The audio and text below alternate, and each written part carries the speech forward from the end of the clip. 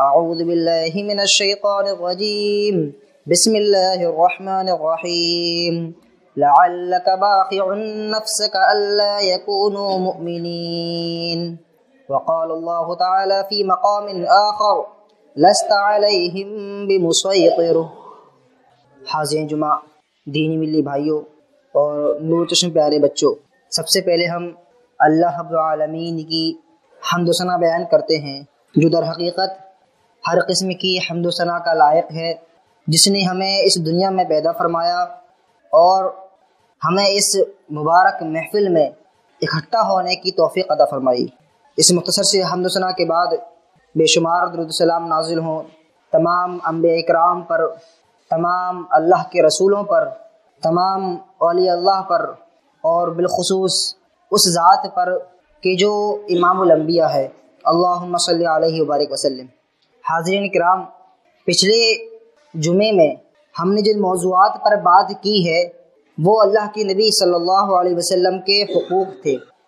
یعنی اب تک ہم بات کر رہے تھے کہ نبی کریم صلی اللہ علیہ وسلم کے کیا حقوق ہیں ہم پر، اور انہی میں سے ایک حق جو آپ کو بتایا گیا تھا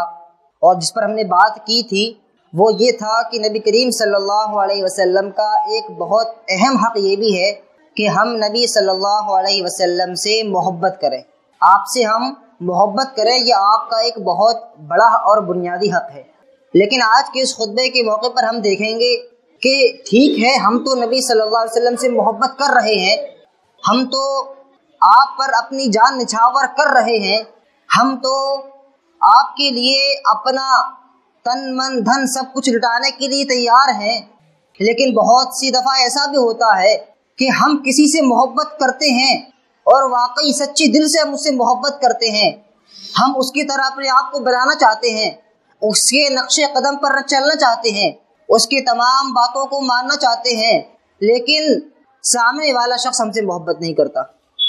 سامنے والے شخص کے دل میں ہمارے لیے محبت نہیں ہوتی، جو محبت ہمارے دل میں اس کے لیے ہوتی ہے اس کے دل میں ہمارے لیے نہیں ہو پاتی۔ ایسا بہت سی دفعہ ہوتا ہے۔ تو ہم دیکھیں گے کیا نبی کریم صلی اللہ علیہ وسلم بھی ہم سے محبت کرتے ہیں؟ یعنی ہم تو آپ سے محبت کر رہے ہیں اور یہ آپ کا حق ہے، ہم کوئی احسان نہیں کر رہے نعوذ باللہ آپ پر، لیکن کیا نبی صلی اللہ علیہ وسلم بھی ہم سے محبت کر رہے ہیں یا نہیں؟ اور اگر محبت کر رہے ہیں تو آپ ہم سے کتنی محبت کر رہے ہیں؟ آپ کی محبت کا معیار کیا ہے؟ انشاءاللہ اسی بات پر آج کے اس خطبہ جمعے کے موقع پر ہم بات کریں گے اور دیکھیں گے کہ نبی صلی اللہ علیہ وسلم ہم سے کتنی محبت کرتے ہیں، آپ صلی اللہ علیہ وسلم کو ہم سے کتنی محبت تھی، اس کا ایک واضح نقشہ اللہ رب العالمین نے قرآن مجید کے اندر کھینچا ہے، بڑی جامع آیت ہے۔ اللہ رب العالمین ارشاد فرماتا ہے کہ لقد جاءکم رسول من انفسکم عزیز علیہ ما عنتم حریص علیکم بالمؤمنین رؤوف الرحیم، کہ اے لوگوں سنو، تمہارے پاس تم ہی میں سے رسول آ چکا ہے، رسول تم جس کے منتظر تھے وہ اب تمہارے درمیان آ چکا ہے، اور اس رسول کی خاصیت کیا ہے؟ اللہ رب العالمین نے آگے فرمایا لقد جاءکم رسول من انفسکم عزیز علیہ ما عنتم۔ اللہ رب العالمین نے یہاں پر رسول کی 3 اہم صفات کا تذکرہ کیا، حالانکہ صفات اور بھی ہو سکتی تھیں، لیکن اللہ رب العالمین جن 3 صفات کو منتخب کر کے بتا رہا ہے وہ واقعی قابل غور ہیں۔ پہلی صفت اللہ رب العالمین نے بتائی عزیز علیہ ما عنتم، کہ اگر تمہیں کوئی بھی تکلیف پہنچے، تمہیں کوئی بھی پریشانی لاحق ہو، تمہیں کوئی بھی مصیبت پہنچے،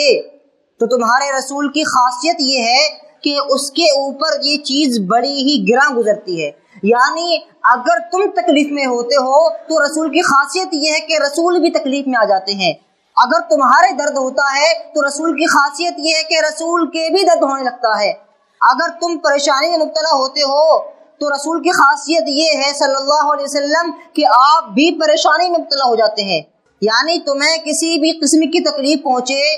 خواہ وہ تکلیف جسمانی ہو یا روحانی ہو، خواہ وہ تکلیف دنیاوی ہو یا اخروی ہو، آپ کو تکلیف پہنچتی ہے تو اللہ کے رسول بھی تکلیف میں آ جاتے ہیں۔ اس رسول کی پہلی خاصیت ہے عزیز علیہ ما عنتم، اور صرف اتنا ہی نہیں کہ تکلیف میں آ جاتے ہیں بلکہ اللہ نے آگے فرمایا حریص علیکم، اس کی خاصیت ایک یہ بھی ہے کہ یہ رسول تمہارے لیے بڑے ہی حریص ہیں، بڑے ہی خواہش مند ہیں کہ وہ تمہارے لیے وہ تمام بھلائیاں جو اللہ رب العالمین نے پیدا کر رکھی ہیں وہ تمہارے قدموں میں لا کر ڈال دیں۔ یعنی وہ تمام بھلائیاں، وہ تمام نیکیاں، وہ نیکی کے راستے جو اللہ نے منتخب کیے ہیں، بتائے ہیں، رسول کی خواہش یہ ہے کہ وہ ان پر تم چلو، یعنی تم اللہ کے بتائے ہوئے طریقے پر چلو، اس کے قرآن کو مانو، رسول کے فرمان کو مانو۔ یہ اس رسول کی دوسری خاصیت ہے۔ اور تیسری خاصیت اللہ رب العالمین نے بتائی کہ بالمؤمنین رؤوف الرحیم۔ غور کریں، اب تک جو دو خصوصیات بیان کی گئی ہیں، یہ دو خصوصیات دونوں کے لیے تھی، ہمارے لیے بھی اور کفار کے لیے بھی۔ آگے اللہ رب العالمین نے خاص کر مومنوں کا تذکرہ کیا کہ بالمؤمنین رؤوف الرحیم۔ اس رسول کی خاصیت یہ بھی ہے کہ وہ مومنوں کے لیے بڑا ہی رحم دل ہے، اس کا دل مومنوں کے لیے بڑا ہی نرم ہے، اس رسول کی خاصیت ہے۔ تو یہ تین خصوصیات کا اللہ رب العالمین نے خاص طور سے تذکرہ کیا۔ کس وقت؟ جبکہ اللہ رب العالمین یہ بتا رہا ہے اہل عرب کو کہ لوگوں سنو، تمہارے درمیان وہ رسول تم جس کے منتظر تھے، وہ رسول اب تمہارے درمیان آ چکا ہے، اور وہ رسول ایسا نہیں کہ بڑا ہی ظالم اور نعوذ باللہ جابر ہو،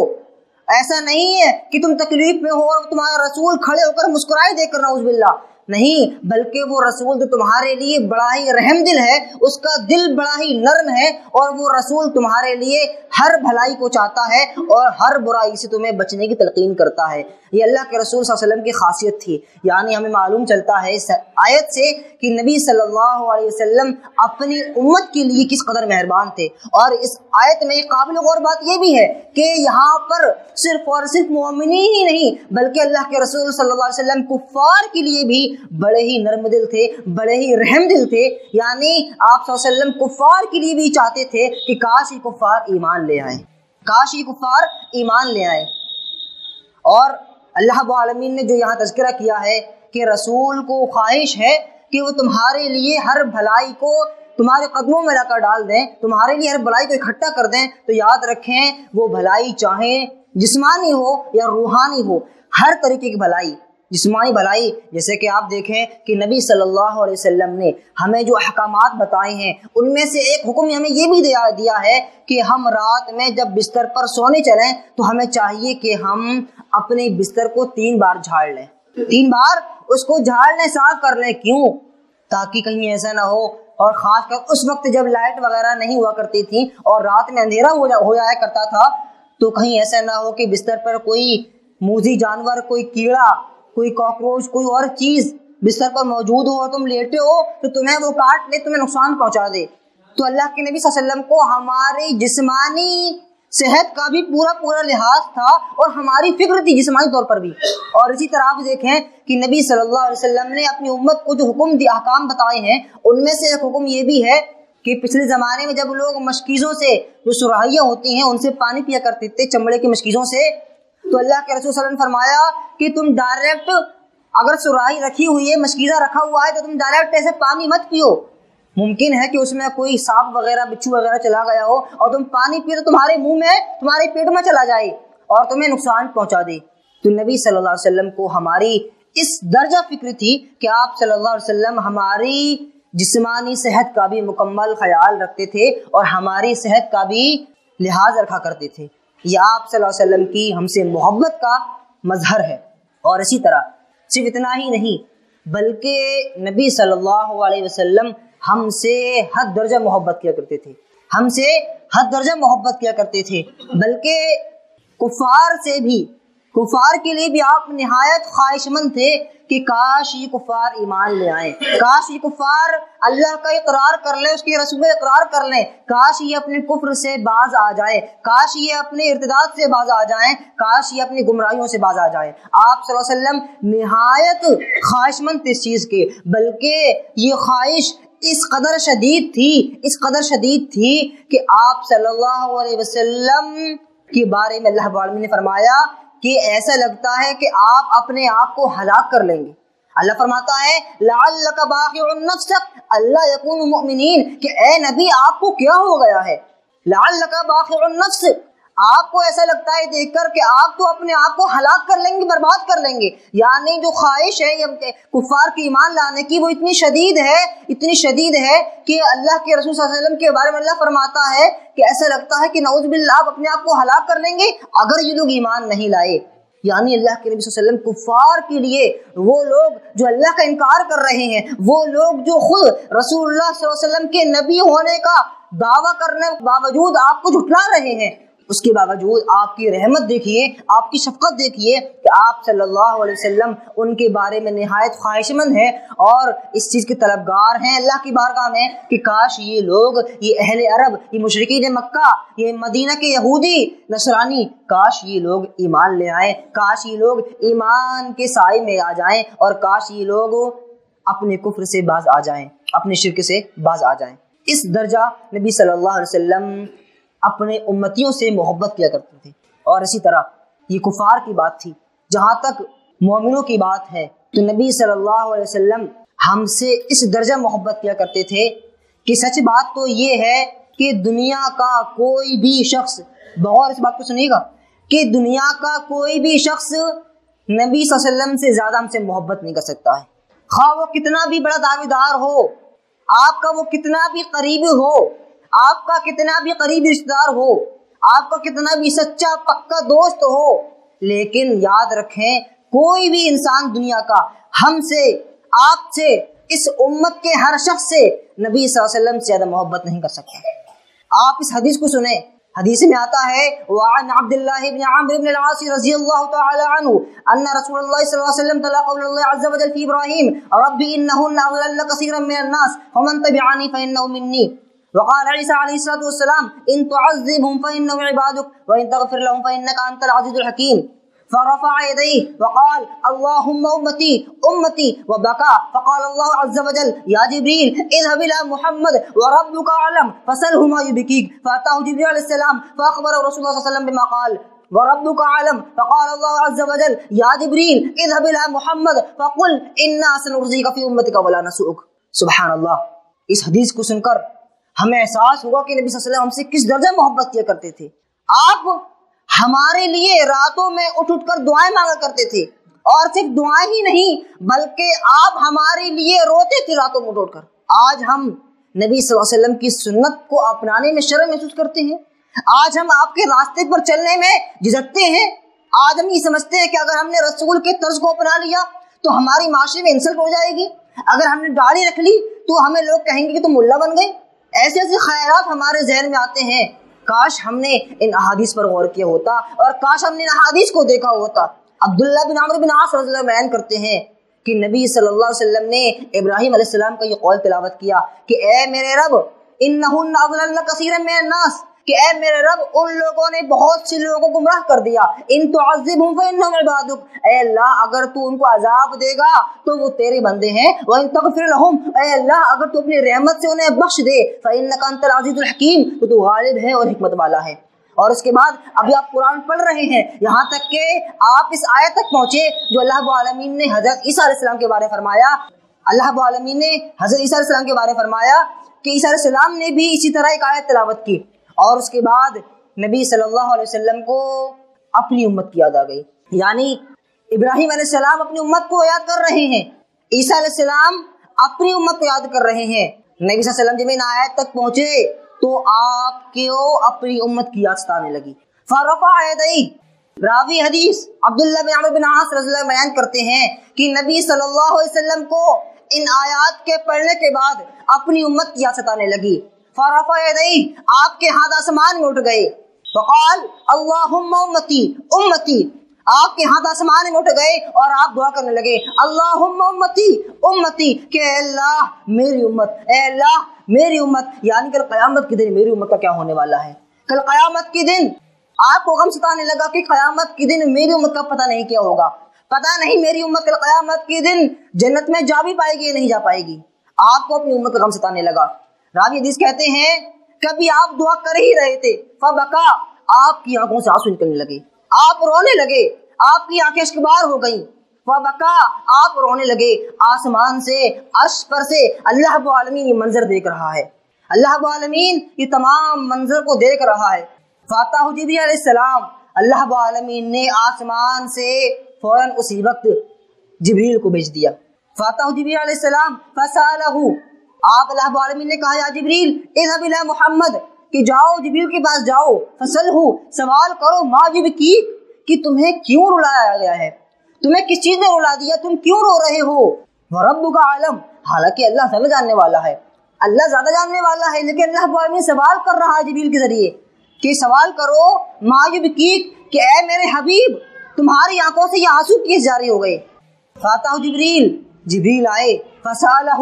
آپ نے سوال کیا، فاخبرہ رسول اللہ صلی اللہ علیہ وسلم بما قال وربک اعلم،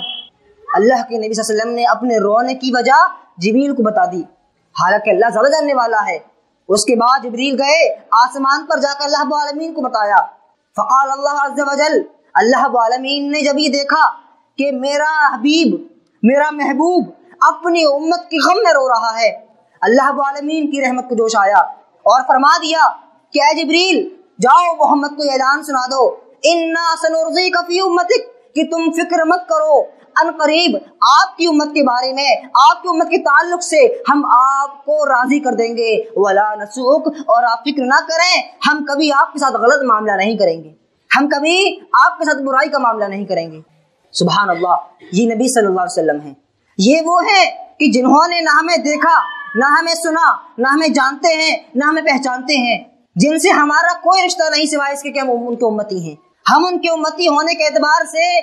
اللہ کے نبی صلی اللہ علیہ وسلم کو ہم سے اتنی محبت ہے کہ وہ ہمارے لیے رو رہے ہیں، آپ کے لیے رو رہے ہیں، اور اپنے ہر امتی کے لیے رو رہے ہیں. آج ہم دعویٰ کرتے ہیں کہ ہم ماں باپ سے بہت محبت کرتے ہیں، اور ماں باپ بھی ہم سے بہت محبت کرتے ہیں. ذرا بتائیں کہ کون ماں باپ ایسا ہے کہ جو اپنے بیٹے یا بیٹی کی غم میں رویا ہو؟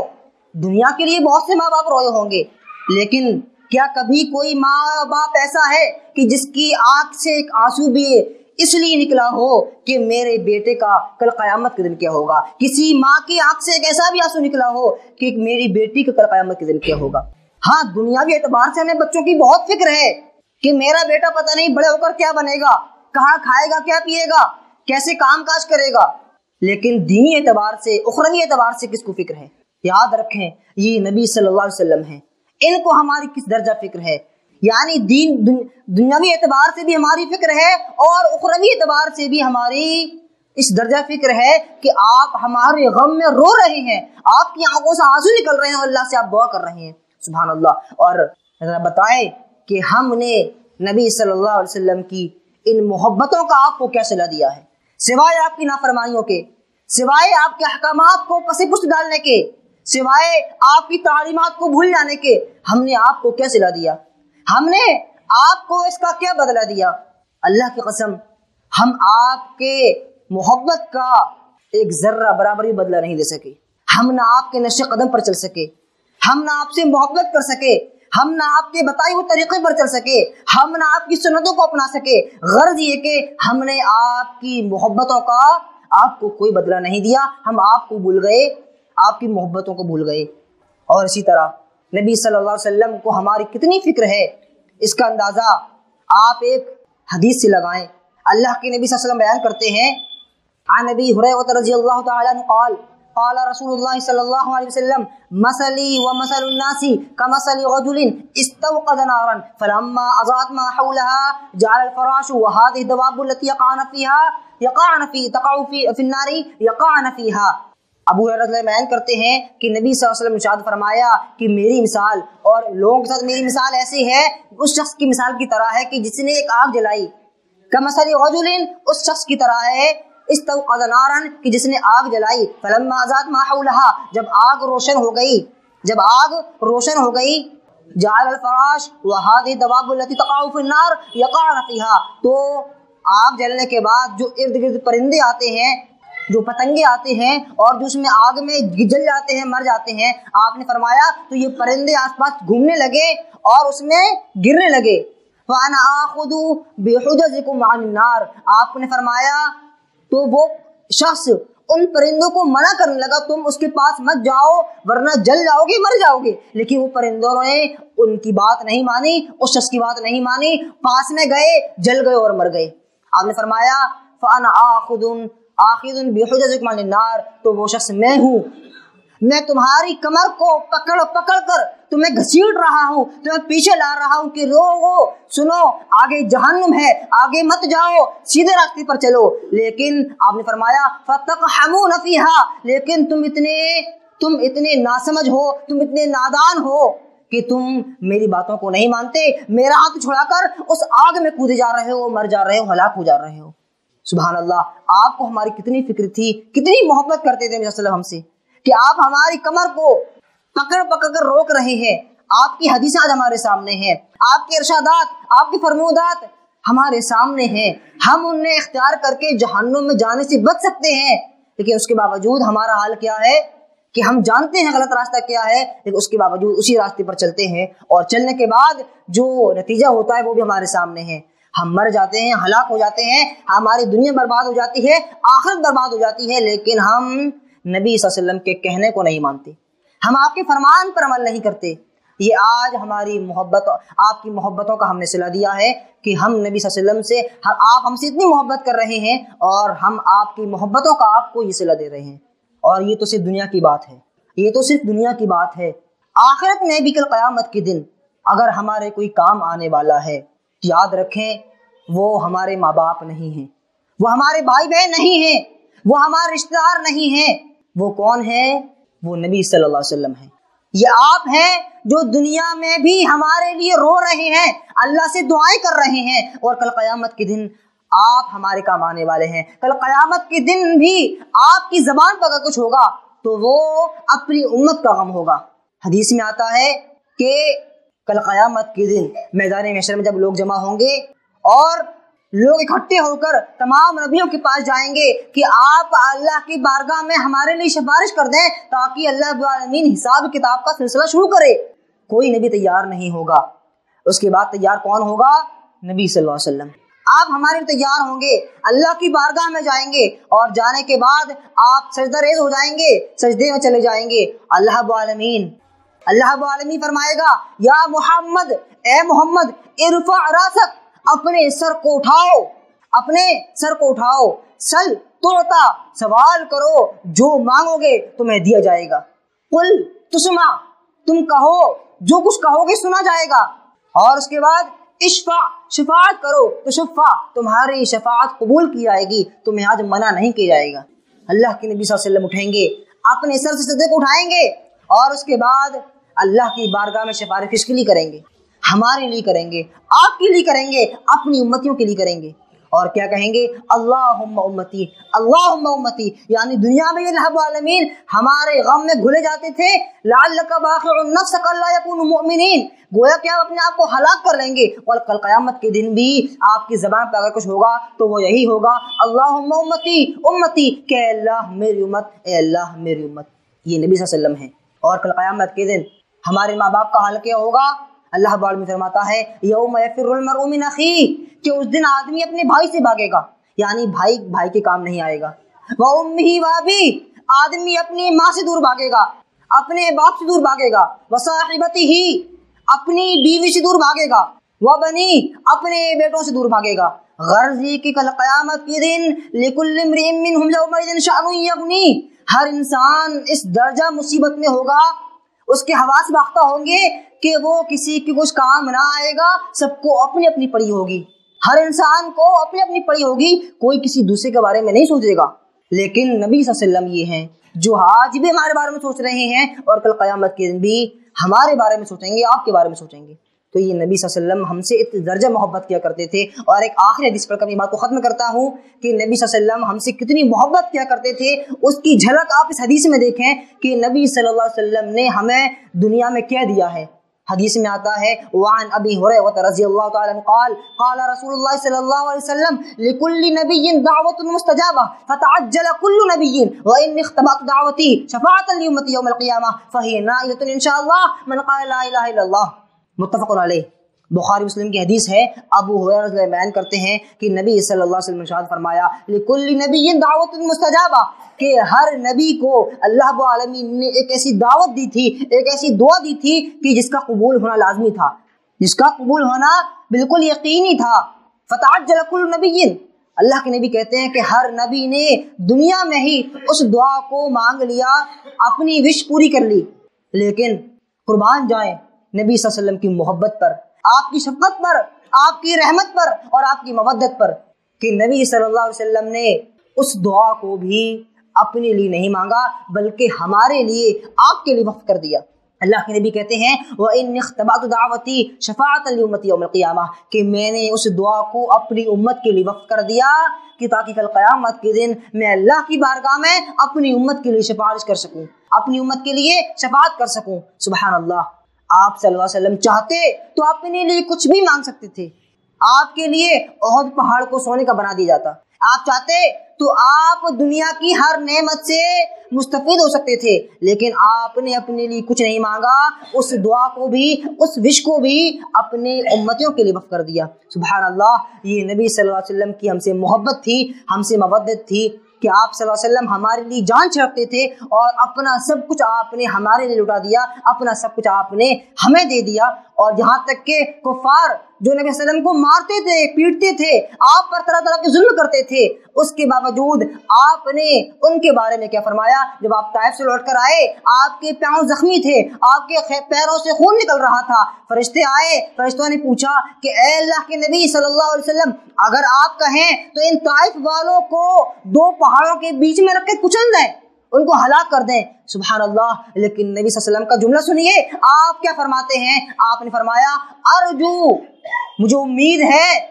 لعل اللہ یخرج من اصلابہم من یعبد اللہ لا یشرک بہ شیئا، کہ مجھے امید ہے کہ اللہ رب العالمین انہی لوگوں کی نسلوں سے ایسے لوگوں کو پیدا کرے گا، من یعبد اللہ، جو اللہ کی بات کریں گے، لا یشرک بہ شیئا، اور اس کے علاوہ کسی کو شریک نہیں کریں گے۔ یہ نبی صلی اللہ علیہ وسلم ہے اور یہ آپ کی ہم سے محبت ہے۔ ہمیں چاہیے کہ ہم ان حدیث پر غور کریں، ان آیات پر غور کریں۔ تمام باتیں تھوڑے سے وقت میں بیان نہیں کی جا سکتی، باتیں اور بھی ہیں، لیکن کہنے کا مطلب یہ ہے کہ ہم نبی صلی اللہ علیہ وسلم کی محبت کو دیکھیں، سمجھیں کہ آپ ہم سے کتنی محبت کیا کرتے تھے اور آپ نے ہمیں کیا کہہ دیا ہے، لیکن ہم نے آپ کو کہہ دیا، ہم نے آپ کی رحمت کا، آپ کی محبت کا آپ کو کیا صلہ دیا اور کیا بدلہ دیا۔ اللہ رب العالمین ہم تمام لوگوں کو نبی صلی اللہ علیہ وسلم سے حد درجہ محبت کرنے کی توفیق عطا فرما۔ اللہ رب العالمین ہم تمام لوگوں کو نبی صلی اللہ علیہ وسلم کے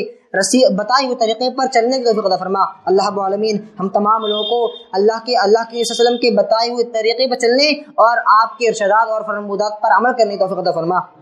اللہ رب العالمین ہمیں نبی صلی اللہ علیہ وسلم کی سنتوں کو اپنانے کی توفیق عطا فرما۔ اللہ رب العالمین ہم تمام لوگوں کو نبی صلی اللہ علیہ وسلم کی محبتوں کا حتی الامکان صلہ دینے کی توفیق عطا فرما۔ اللہ رب العالمین ہم تمام لوگوں کو نبی صلی اللہ علیہ وسلم کے تمام حقوق کو ادا کرنے کی توفیق عطا فرما۔ اے اللہ ہمیں جب تک زندہ رکھ، اسلام پر زندہ رکھ، اور خاتمہ ہو تو خاتمہ بالخیر ہو اور آخر الفاظ یہی ہوں، اشہد ان لا الہ الا اللہ واشہد ان محمدا عبدہ ورسولہ۔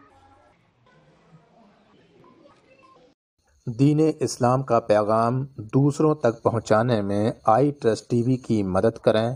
پے ٹی ایم یا گوگل پے کے لیے ہمارے نمبر پر ٹرانسفر کریں۔